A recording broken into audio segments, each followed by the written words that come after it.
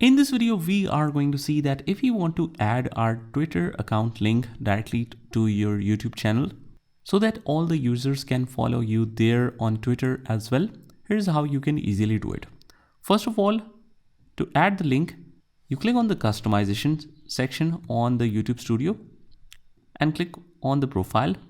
Scroll down until you see this links. From here, we just write Twitter and you just add your URL along with the username.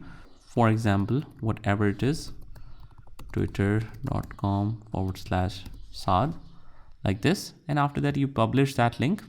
And then when someone visits your channel, like so, and they click on more to see the details, they should be able to see the Twitter link as well. And it should be shown with the proper thumbnail once you add the right user link, like this TikTok one. So that is how we do it. I hope you found this video helpful, and if you did, hit the like button and subscribe to our channel, and I will see you in the next one.